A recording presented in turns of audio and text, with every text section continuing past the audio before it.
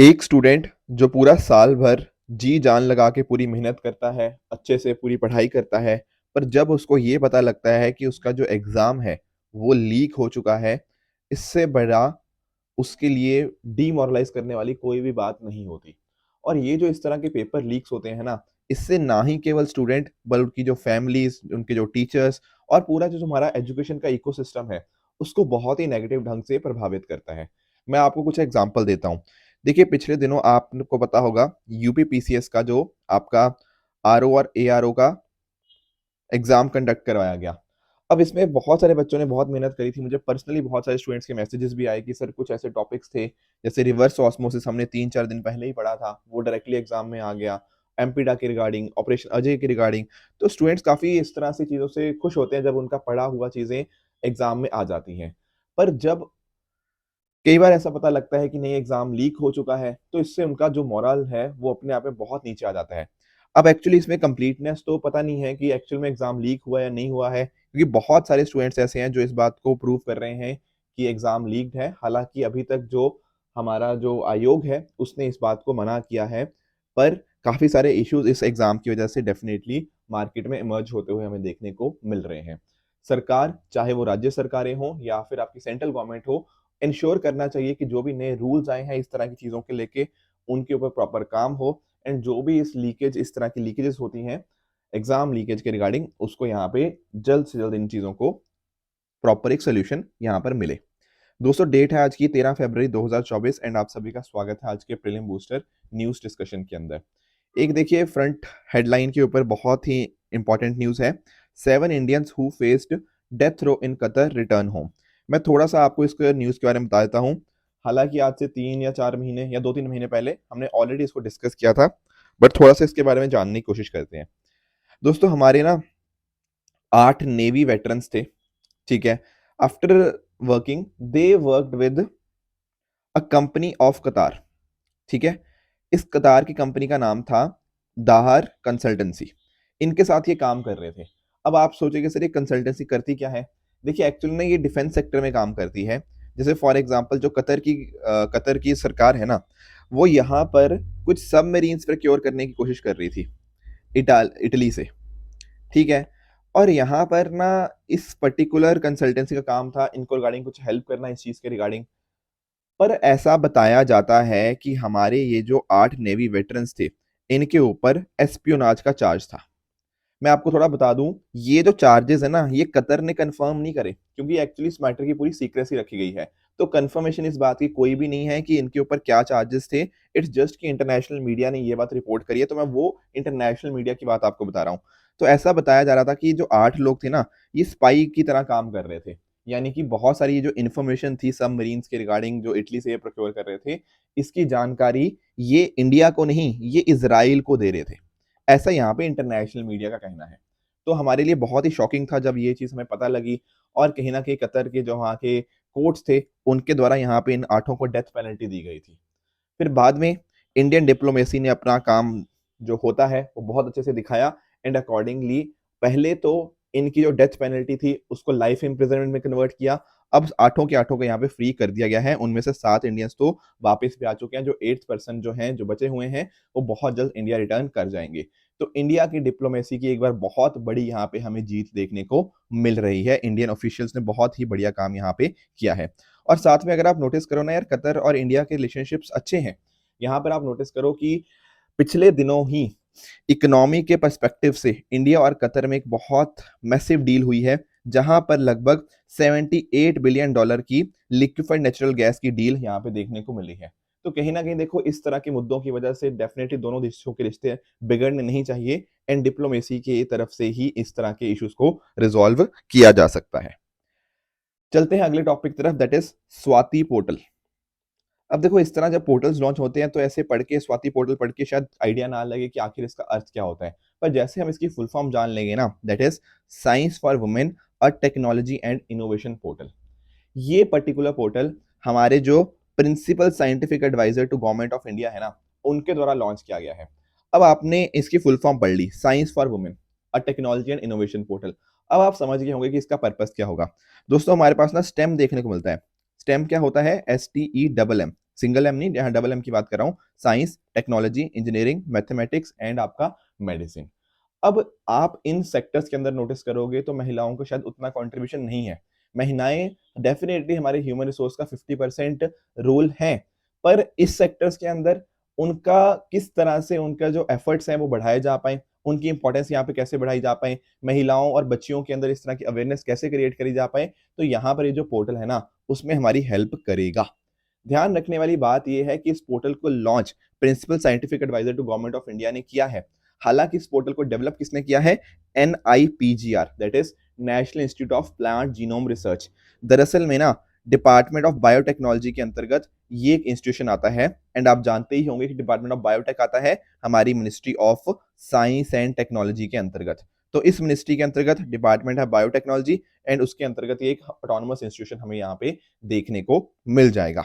बाकी डेफिनेटली इससे long term research के ऊपर मदद मिलेगी, महिलाएं आगे आ पाएंगी, वो अपना करियर कैसे इस सेक्टर के अंदर डिजाइन करना है, वो सारी चीजें इस पोर्टल के अंतर्गत इससे उन सभी चीजों के रिगार्डिंग अच्छी खासी मदद मिलेगी, एंड जो भी जेंडर गैप के चैलेंजेस हैं उनको हम यहाँ पे अच्छे से टैकल कर लेंगे। तो ध्यान रखिएगा, स्वाति की फुल फॉर्म है science for women a technology and innovation portal. दोस्तों आगे बढ़ने से पहले एक छोटे से इन्फॉर्मेशन आप सभी के लिए। दोस्तों हमारा RPP रिग्रेस प्रीलिम्स प्रोग्राम 2.0 ये बहुत ही जल्द स्टार्ट होने जा रहा है 19 फरवरी से। इस प्रोग्राम की मदद से आप डेली बेसिस के ऊपर 40 क्वेश्चन जनरल स्टडीज के एंड 20 क्वेश्चन सीसेट के प्रैक्टिस करोगे। इन प्रैक्टिस के माध्यम से ना आप ये इंश्योर कर पाओगे कि आपका सारा सिलेबस कंप्लीट हो जाएगा। आप उस सारे सिलेबस को क्वेश्चन आंसर के माध्यम से आप चीजों को रिवाइज कर पाओगे। अच्छी खासी प्रैक्टिस यहाँ पे देखने को मिल जाएगी, एंड जब आपका एग्जाम आएगा 26 मई 2024 को, उस दिन आप पूरी तरह से रेडी होंगे अपने एग्जाम के अंदर अच्छे से स्कोर करने के लिए।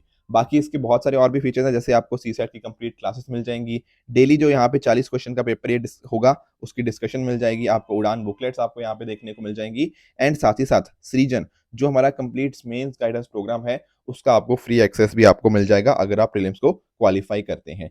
ध्यान रखिएगा ये ऑनलाइन तो अवेलेबल है ही है, उसके अलावा ऑफलाइन में हमारे जो करोल बाग, मुखर्जी नगर, पटना और लखनऊ में जो सेंटर्स हैं वहां पर भी आप इसको एक्सेस कर सकते हैं। तो नीचे डिस्क्रिप्शन के अंदर मैंने इन सभी के लिंक्स दे दिए हैं, तो वहां पर जाइए एंड आप इन कोर्सेज को ज्वाइन कर सकते हैं। आगे चलते हैं, एक टॉपिक डिस्कस कर लेते हैं ब्रूमेशन के regarding. Winter is coming for reptiles. देखो जब ना आप एक चीज नोटिस करो, जैसे कभी आपने पोलर बियर के बारे में सुना है? बिल्कुल। जब मान लो पोलर बियर होता है और जब मान लो विंटर्स बहुत ज्यादा हो जाती हैं, जब ठंड बहुत ज्यादा हो जाती है, तब वो क्या कर लेते हैं? तब वो कहीं ना कहीं एक तरह से डॉर्मेंसी में चले जाते हैं, यानी कि उनकी बॉडी की एक्टिविटी, वो अपनी बॉडी एक्टिविटी को कम कर लेते हैं।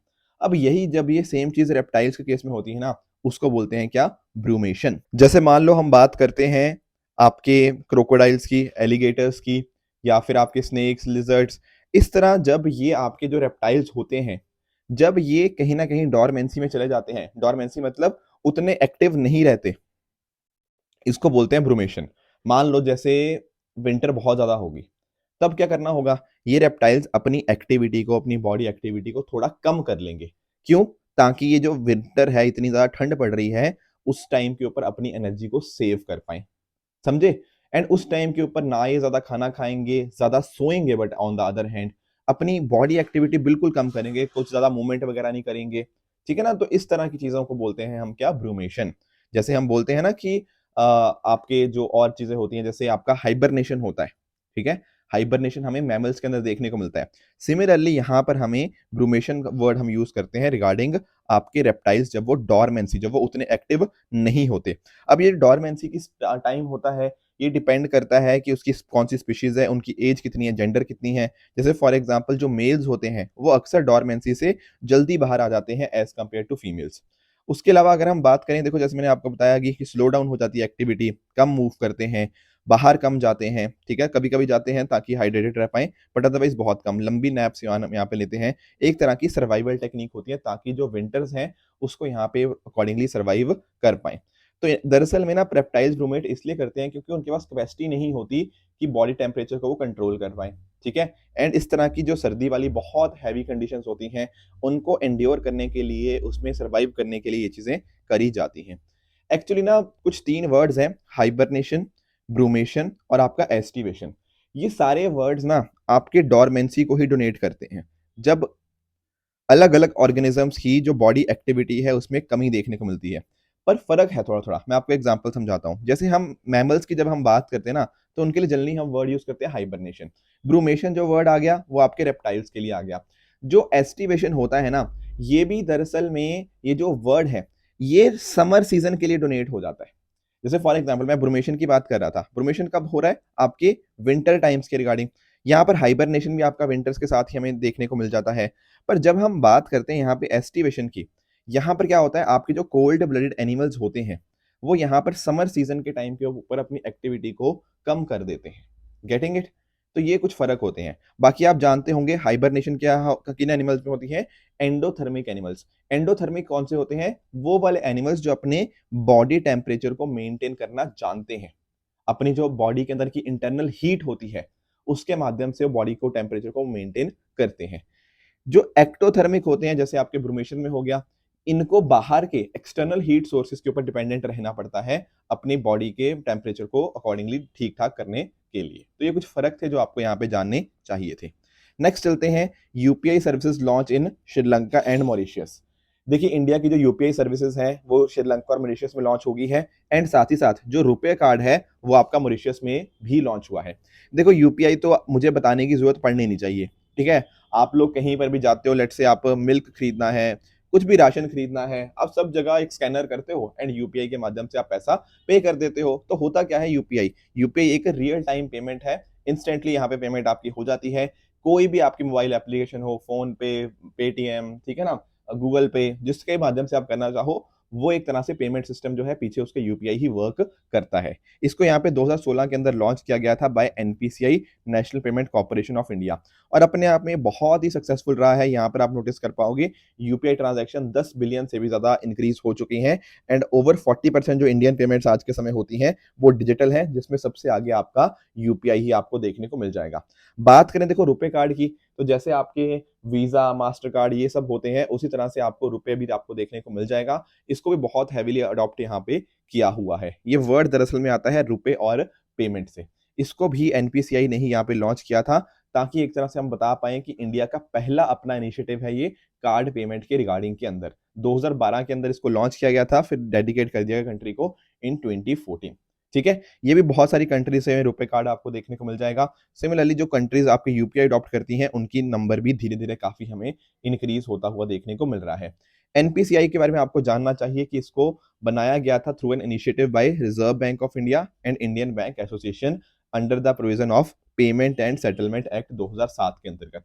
ये एक तरह की नॉट फॉर प्रॉफिट कंपनी है, यानी कि एनपीसीआई का जो भी प्रॉफिट होगा, उससे किसी को पैसा नहीं वापस मिलेगा, बल्कि वो पैसा जो होगा ना प्रॉफिट, वो वापस से कंपनी के अंदर ही री-इन्वेस्ट हो जाएगा। तो इंडिया में जो भी रिटेल पेमेंट्स हो गया, सेटलमेंट सिस्टम हो गया, उसके लिए अम्ब्रेला ऑर्गेनाइजेशन कौन-सी है? आपकी एनपीसीआई ही है।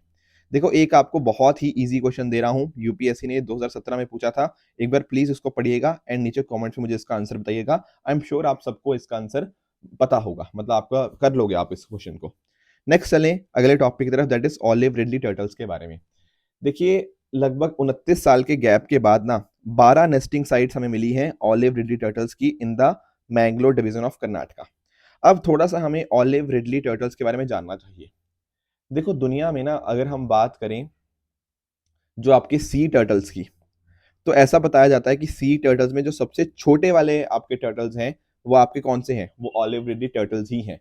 पर एक्चुअल में भले ही ये स्मॉलेस्ट हैं in the terms of sea turtle, पर in terms of their population they are the most abundant. सबसे ज़्यादा आपके सी टर्टल्स आपके ऑलिव रिडली टर्टल्स ही हमें यहाँ पे देखने को मिल जाते हैं।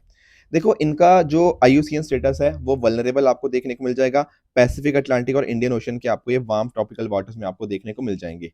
इनके साथ ना एक बड़ी इंटरेस्टिंग एक चीज़ जुड़ी हुई है, दैट इज़ अरीबाडा। अरीबाडा क्या है? अरीबाडा एक यूनिक मास नेस्टिंग बिहेवियर है। क्या मतलब इस चीज़ का? अरे होता क्या है ना कि जो आपके ऑलिव रिडली टर्टल्स होते हैं, वो रात के टाइम पर बीच के ऊपर हज़ारों की संख्या में साथ में अराइव करते हैं।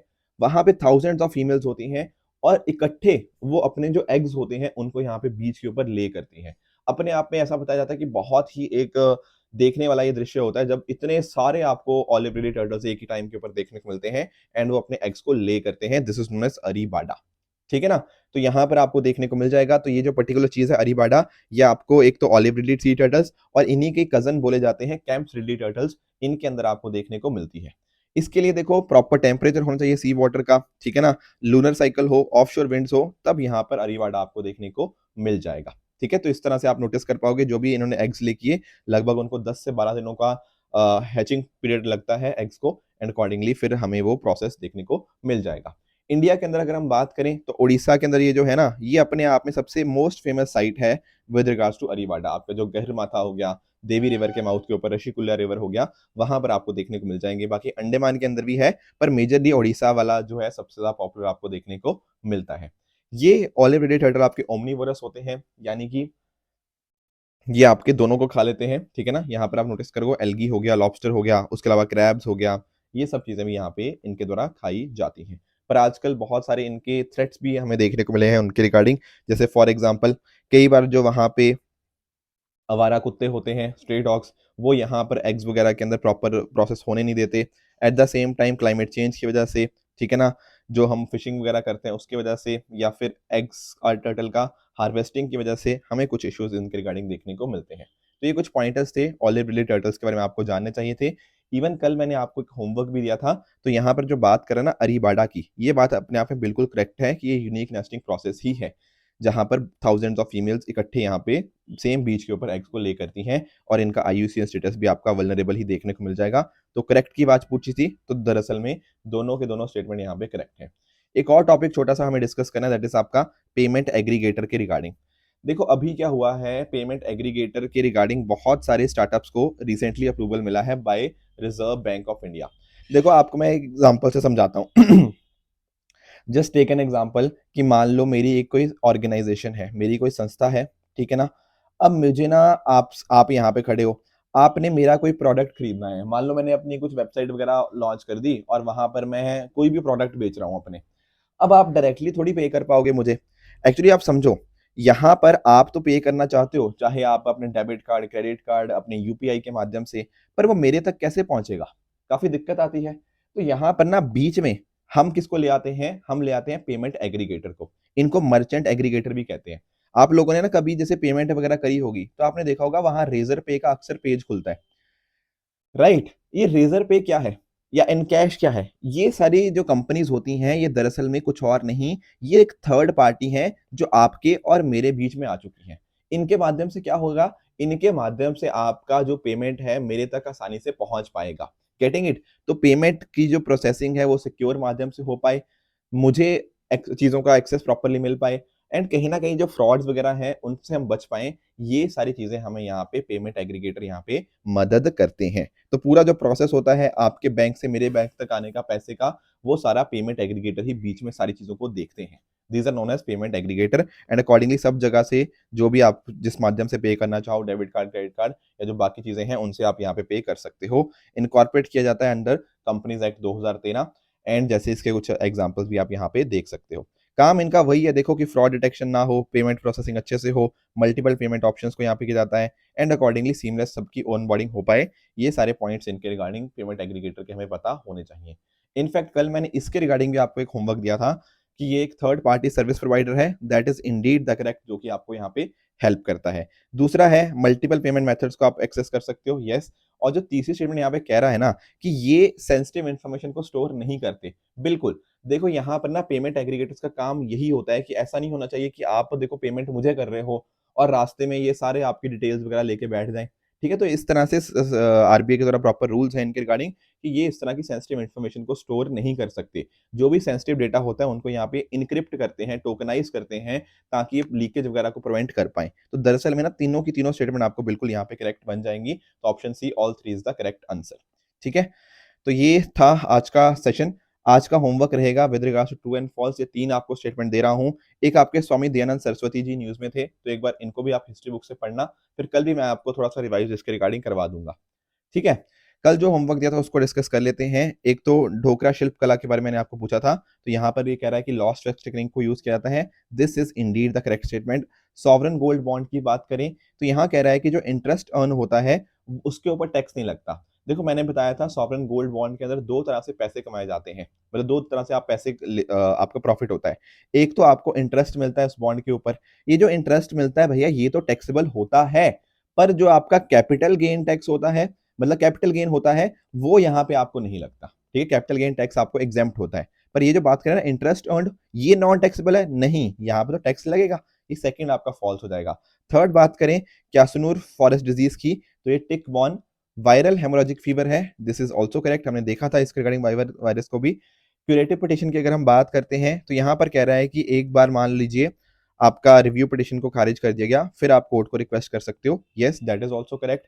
पांचवें स्टेटमेंट की बात करें, सिकल सेल डिजीज की बात करें, तो ये कह रहा है जेनेटिक एरर होता है सिकल सेल डिजीज, जो कि डब्ल्यूबीसी के कारण होता है, जिसकी क्रेसेंट शेप हो जाती है। नहीं, ये डब्ल्यूबीसी नहीं, ये रेड ब्लड सेल आरबीसी की यहाँ पे बात हुई थी, तो पांचवा स्टेटमेंट आपका यहाँ पे गलत हो जाएगा। और क्या होमवर्क रहेगा, एमसीक्यू के अंदर आपके दो होमवर्क रहेंगे। एक तो पहला स्टेटमेंट ये है, इसको प्लीज एक बार पढ़िए, पॉज कीजिए वीडियो को एंड मुझे नीचे कमेंट्स में आंसर बताइए कि इस क्वेश्चन का आपके हिसाब से आंसर क्या होगा। एंड दूसरा होमवर्क रहेगा विद रिगार्ड्स टू एल, ठीक है ना, आपने पढ़ा होगा एनसो के बारे में ज्योग्राफी बुक्स के अंदर अपनी, तो इसको भी एक बार ट्राई कीजिएगा और कमेंट्स में मुझे इसका भी आंसर बताइएगा। ठीक है दोस्तों, तो ये थी आज की डिस्कशन। अगर आपको इसकी पीडीएफ चाहिए तो आप हमारे Telegram channel PW only official में जाके इसकी पीडीएफ डाउनलोड कर सकते हो एंड अपनी प्रेपरेशन को और भी बेहतर बना सकते हो। सो इसी तरह से आप भी अपने एंड पे हार्डवर्क करते रहिए। Goodbye and good luck.